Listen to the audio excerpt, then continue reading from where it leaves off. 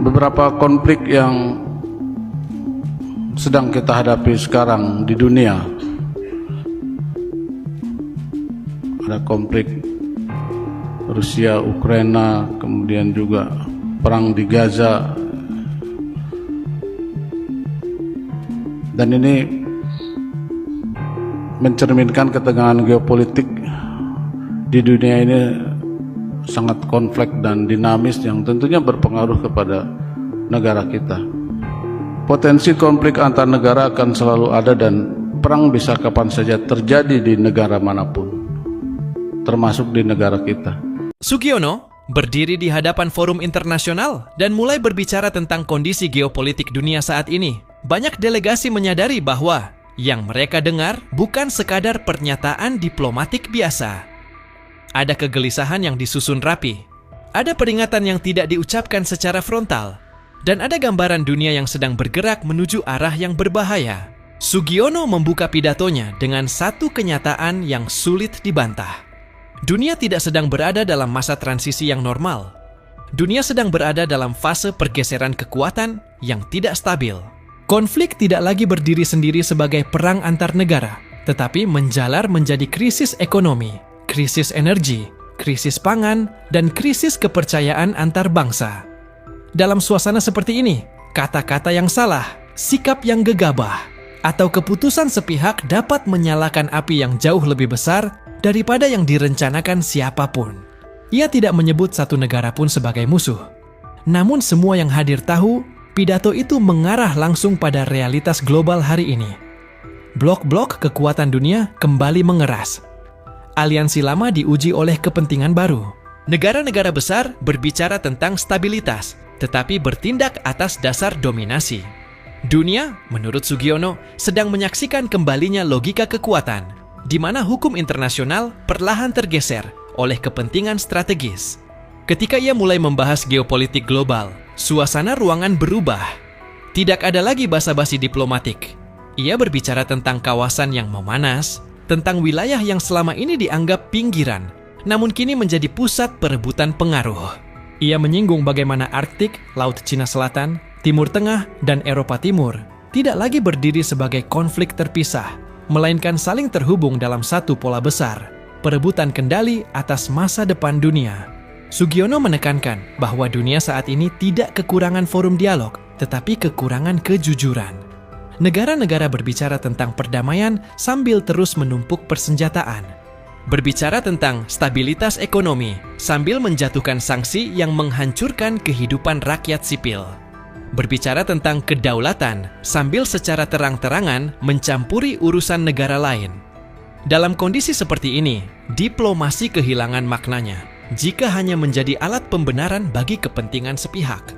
Pidato itu menjadi menggemparkan karena datang dari Indonesia, negara yang tidak berdiri sebagai kekuatan militer besar, tetapi memiliki posisi moral dan historis yang kuat dalam politik global. Sugiono mengingatkan bahwa Indonesia lahir dari pengalaman panjang kolonialisme dan konflik, sehingga memahami betul bagaimana kekuatan besar seringkali mengorbankan negara lain demi ambisi mereka sendiri. Pesan itu disampaikan tanpa nada menyalahkan, namun cukup tajam untuk membuat banyak pihak merasa tersentil. Ia berbicara tentang dunia yang semakin terbagi, bukan hanya secara geografis, tetapi secara ideologis dan ekonomi. Dunia yang satu pihaknya merasa berhak menentukan aturan, sementara pihak lain dipaksa mengikuti atau disingkirkan. Dalam situasi ini, negara-negara berkembang berada di posisi paling rentan. Mereka bukan pemain utama dalam konflik global, tetapi seringkali menjadi korban terbesar dari dampaknya. Ketika Sugiono menyinggung tentang krisis kepercayaan global, banyak delegasi menunduk. Ia mengatakan bahwa kepercayaan adalah fondasi hubungan internasional, dan fondasi itu kini retak. Janji-janji internasional sering dilanggar ketika sudah tidak menguntungkan. Kesepakatan global diabaikan ketika menghalangi kepentingan nasional sempit. Dunia, katanya, sedang bergerak menuju kondisi di mana kekuatan berbicara lebih keras daripada komitmen bersama. Pidato itu juga menyentuh isu yang jarang dibicarakan secara terbuka, yaitu bagaimana media dan narasi global ikut memperkeruh situasi geopolitik. Informasi menjadi senjata. Opini publik diarahkan untuk membenarkan konflik. Ketakutan dijual sebagai kebenaran. Dalam kondisi seperti ini, masyarakat dunia semakin sulit membedakan antara ancaman nyata dan ancaman yang diciptakan demi kepentingan tertentu. Sugiono menegaskan bahwa Indonesia tidak berpihak pada blok manapun. Namun ketidakberpihakan itu bukan berarti diam. Justru dalam dunia yang semakin terpolarisasi, suara negara-negara non-blok menjadi semakin penting. Ia menyerukan agar dunia kembali pada prinsip saling menghormati, dialog setara, dan penolakan terhadap penggunaan kekuatan sebagai alat utama politik internasional. Yang membuat pidato ini benar-benar menggetarkan adalah bagian penutupnya. Sugiono menyatakan bahwa jika dunia terus berjalan di jalur saat ini, maka konflik besar bukan lagi kemungkinan jauh, melainkan risiko nyata. Ia tidak menyebut kata perang secara langsung, tetapi maknanya jelas. Dunia sedang bermain terlalu dekat dengan api, dan sejarah telah berkali-kali menunjukkan bagaimana kesalahan perhitungan bisa berujung pada kehancuran global.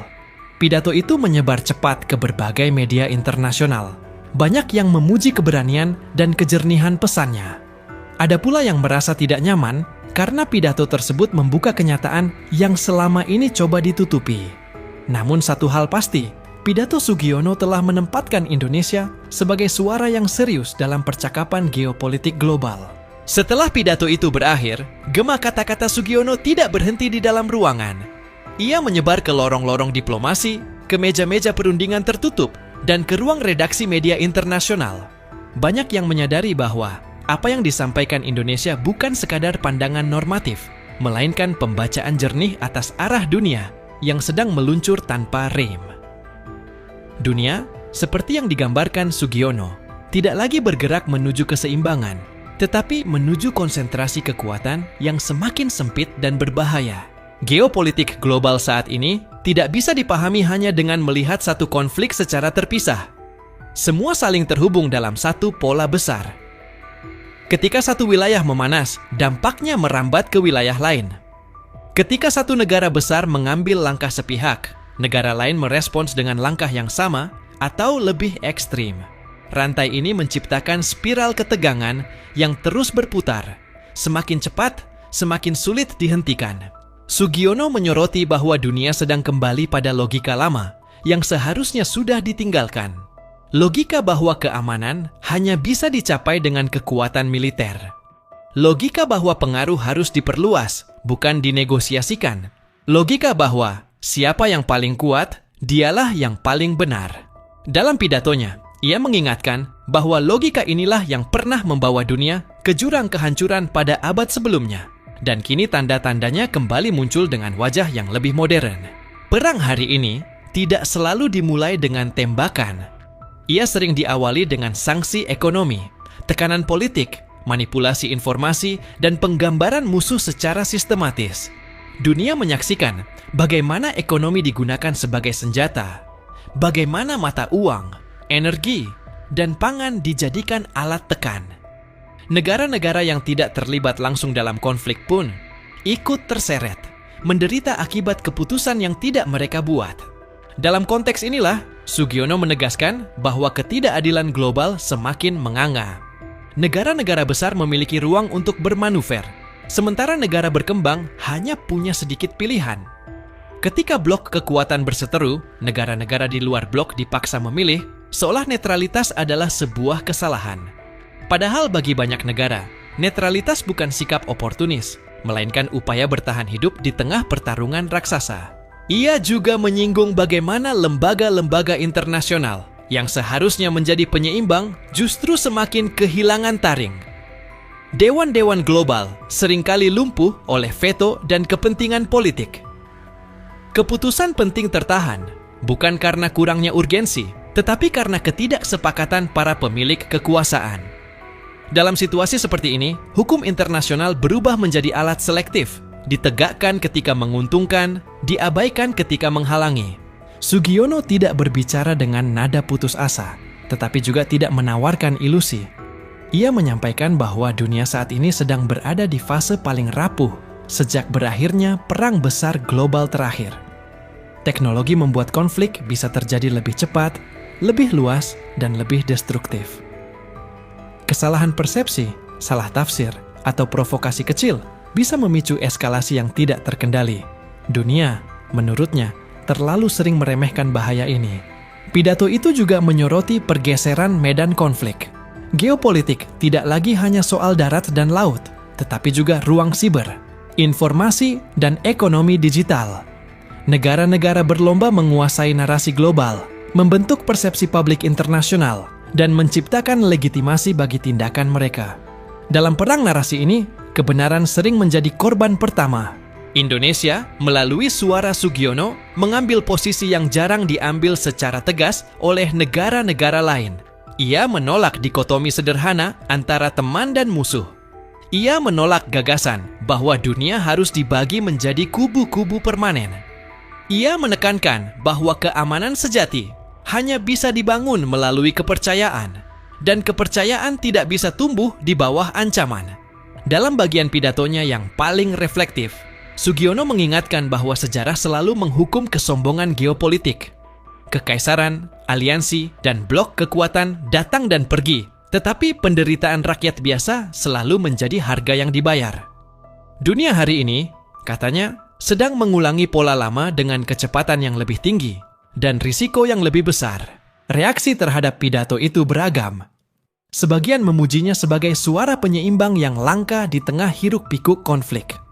Sebagian lain menganggapnya terlalu idealis di dunia yang semakin keras. Namun bahkan kritik tersebut tidak mampu menepis satu fakta. Pidato itu memaksa dunia untuk berhenti sejenak dan merenung. Untuk bertanya, apakah arah yang ditempuh saat ini benar-benar membawa keamanan, atau justru menyiapkan bencana berikutnya? Bagian kedua ini membawa kita lebih dalam ke inti pesan yang disampaikan Sugiono. Bahwa krisis geopolitik global bukan sekadar hasil dari perbedaan kepentingan, tetapi akibat dari kegagalan kolektif untuk belajar dari sejarah. Dunia tidak kekurangan kekuatan, tetapi kekurangan kebijaksanaan. Dan selama kebijaksanaan itu tidak menjadi dasar pengambilan keputusan, ketegangan akan terus meningkat, perlahan namun pasti, mendekati titik yang sulit untuk kembali. Dalam pidato itu, Sugiono tidak hanya berbicara tentang Hal tersebut patut menjadi renungan kita, bahwa konflik bersenjata dan perang terbuka dapat terjadi kapan saja dan dialami oleh negara manapun. Jika menginginkan perdamaian, bersiaplah untuk perang. TNI justru harus menjadi perisai dan pelindung rakyat, karena sejatinya TNI lahir dan tumbuh dari rakyat untuk rakyat. Beberapa konflik yang sedang kita hadapi sekarang di dunia, ada konflik Rusia, Ukraina, kemudian juga perang di Gaza, dan ini mencerminkan ketegangan geopolitik di dunia ini sangat kompleks dan dinamis yang tentunya berpengaruh kepada negara kita. Potensi konflik antar negara akan selalu ada dan perang bisa kapan saja terjadi di negara manapun, termasuk di negara kita. Hal ini menepis pandangan bahwa pertahanan negara bukan hal yang prioritas. Justru sebaliknya, kita harus siap perang karena kita ingin damai. Mungkin semua elemen masyarakat, kementerian, lembaga ini harus sadar bahwa dengan ketidakpastian yang kita hadapi itu, memang kita harus siap untuk berperang dan bertahan.